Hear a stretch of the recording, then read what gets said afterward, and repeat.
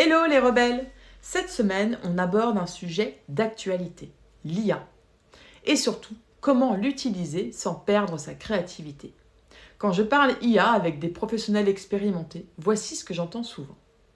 Ça va bientôt remplacer notre job, je ne sais pas comment l'utiliser, j'ai peur de perdre du temps. Et peut-être que vous aussi, vous évitez de vous y mettre, pour ces raisons ou pour d'autres. Moi, je suis plutôt dans la team, s'y intéresser, c'est une preuve d'adaptation. Et s'adapter, c'est finalement sécuriser son avenir. Les outils ne remplacent pas les humains. Mais les humains qui refusent les nouveaux outils finissent souvent par se faire dépasser. Qu'est-ce que vous en pensez? De mon côté, j'utilise l'IA au quotidien.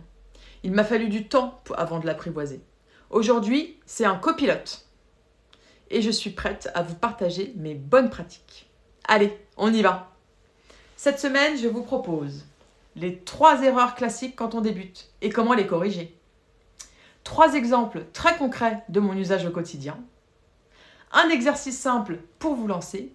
Et en plus, je vous laisserai une ressource à télécharger, à garder sous la main avec les bons réflexes. D'abord, les 3 erreurs à éviter. Numéro 1, poser une question à l'IA sans contexte, puis abandonner parce que le résultat ne correspond pas à ce que vous attendez. L'IA n'est pas dans votre tête. Si vous ne lui donnez pas de matière, elle fera du générique.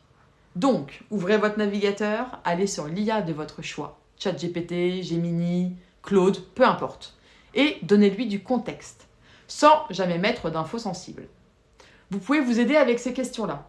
D'abord, comment souhaitez-vous qu'elle agisse ? Est-ce que vous souhaitez qu'elle agisse comme un spécialiste marketing, un commercial, un coach, un chef de projet ? Ensuite, quel est votre objectif ? Est-ce que c'est créer un plan d'action, préparer un rendez-vous client, clarifier votre offre, trouver des idées de contenu ? Puis, dites ce que vous faites exactement. Décrivez votre activité, votre cible, votre offre. Et ensuite, indiquez comment voulez-vous qu'elle réponde. En checklist, en tableau, en étapes, en version courte, en version détaillée, avec un ton direct, avec ou sans jargon, et ainsi de suite. Et enfin, à la fin, mettez votre matière sur le sujet, vos idées, vos contraintes, vos questions, vos exemples. Plus vous êtes clair, plus la réponse sera utile. Allez, on y va pour l'erreur numéro 2. Erreur numéro 2. Gardez et utilisez la première réponse sans aller plus loin. La première réponse, c'est rarement la bonne. C'est une base, un brouillon, une première proposition, un premier jet, comme on pourrait dire. L'IA a besoin d'être challengée. Donc, répondez-lui comme à un assistant. Vous donnez du feedback. Vous pouvez lui dire « Voilà ce que j'aime, voilà ce que je n'aime pas. Ça on garde, ça on change, et ainsi de suite. » Vous pouvez aussi ajouter du contexte, parce qu'en lisant sa réponse, vous avez souvent de nouvelles idées. Demandez-lui plusieurs versions. Faites-lui changer le ton. Plus punchy, plus simple, plus chaleureux, plus direct. Reprenez la main et reformulez ce que vous attendez. Et surtout, donnez-lui la possibilité de vous aider mieux en lui demandant, avant de répondre, « Pose-moi les questions qui te manquent ». Ça change tout. Erreur numéro 3. Laissez l'IA écrire à votre place et perdre votre singularité. L'IA peut produire vite, mais la créativité, c'est votre rôle. Votre créativité, c'est vos choix, vos exemples, votre point de vue, vos limites, vos mots. Avant d'utiliser un texte, faites ce mini-check. Est-ce que ça me ressemble ? Est-ce que c'est spécifique ? Y a-t-il un détail réel, un exemple concret, une situation de terrain ? Et est-ce qu'il y a un point de vue ou une idée assumée ? Est-ce que c'est utile pour ma cible ? C'est important aussi. Si finalement la réponse est non, c'est pas mauvais, c'est juste pas fini. Et c'est là que vous reprenez la main. Maintenant, je vais vous expliquer, je vais vous donner 3 exemples concrets de mon usage au quotidien. Premier exemple, l'IA est un super outil de traduction. Dans une de nos activités avec Stéphanie, on travaille à l'international. Donc des formations dans plusieurs langues et donc je dois échanger avec les équipes locales. L'IA m'aide à traduire des textes, des consignes et parfois des supports de formation. Mais je ne prends jamais une traduction brute comme vérité.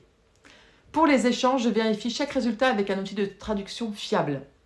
Et pour les présentations, les coachs ou animatrices avec qui on travaille dans la langue relisent finalement les formulations, la syntaxe, les tournures de phrases. L'IA m'aide à aller vite, mais la vérification, c'est non négociable. Ça, on est bien d'accord. On vérifie tout ce que l'IA nous dit. Deuxième exemple. L'IA est un super générateur d'idées. Avec le bon contexte, l'IA peut m'aider à trouver des angles. Par exemple, pour mes posts LinkedIn, je lui donne mon activité, ma cible, mon objectif, ma matière, comme je vous le disais tout à l'heure, et je précise, je veux uniquement une liste d'idées, pas un post complet. Je ne veux pas qu'il écrive pour moi. Et bien évidemment, je lui dis combien j'en veux, parce que sinon il m'en sort 100. Ça me sort une base, et ensuite c'est à moi de trier, de choisir et d'ajouter ma patte. On est bien d'accord, on garde sa créativité pour soi, et c'est nous qui écrivons. C'est toujours mieux. Et ça marche toujours mieux aussi au niveau de la communication. Troisième exemple, ça me permet de construire un plan d'action. Très concret.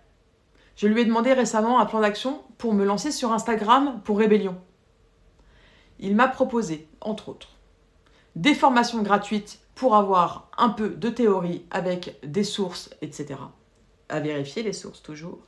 Les erreurs à éviter au démarrage. Par exemple, poster sans régularité, faire trop de sujets à la fois, pas d'appel à l'action, pas de story. Les formats recommandés selon l'objectif. La visibilité avec les réels, la confiance avec les carousels, le lien avec les stories et la conversion avec des messages privés et des lives. Des idées de rubriques récurrentes adaptées à Rébellion, un déclic senior, une erreur business des 50 ans et plus, un mini-exercice, les mythes sur l'âge, et des indicateurs simples à suivre. Qui c'est qui sauvegarde, qui partage, les réponses en story, les messages privés, etc. Pas juste les likes.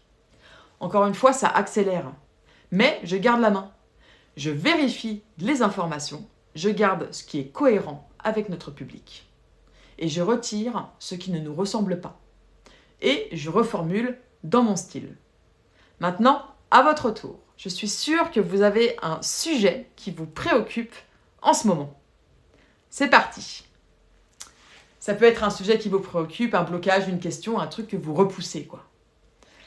On va utiliser l'IA pour vous aider à avancer. Ouvrez votre navigateur et choisissez l'IA que vous voulez. ChatGPT, Claude, Gemini, peu importe. Et écrivez-lui votre contexte, simplement. Votre activité, votre cible, votre sujet, un thème ou une question précise, le ton que vous avez, donc direct, simple, sans jargon et ainsi de suite, votre contrainte en temps, fréquence, en format et tout ce que vous voulez, et le résultat attendu, ce que vous voulez obtenir à la fin. Et terminez toujours par cette phrase. Avant de répondre, pose-moi les questions dont tu as besoin. Si votre demande n'est pas assez claire, l'IA va vous poser des questions. Et c'est exactement ce qu'on veut. Clarifier au lieu de produire du flou. Ensuite, vous continuez la conversation jusqu'à obtenir un résultat qui vous convient. Vous relancez, vous demandez des alternatives, vous demandez plusieurs versions, vous changez le ton, vous creusez. Et quand vous avez une base solide, vous reprenez la main. Parce que la créativité, c'est vous. Pour finir, je vous ai préparé une ressource à garder sous la main, les bons réflexes pour utiliser l'IA en gardant le contrôle. Elle est disponible dans les éditions de Rébellion. Donc si vous voulez la consulter et retrouver facilement les newsletters, abonnez-vous, le lien est en bio. Et si vous avez envie, répondez-moi avec une phrase très simple. Qu'est-ce qui vous bloque le plus avec l'IA aujourd'hui? La peur d'être remplacé? Le manque d'idées? Ou la peur de perdre votre style? Allez, c'est tout pour aujourd'hui les rebelles. Merci de m'avoir suivi jusqu'au bout.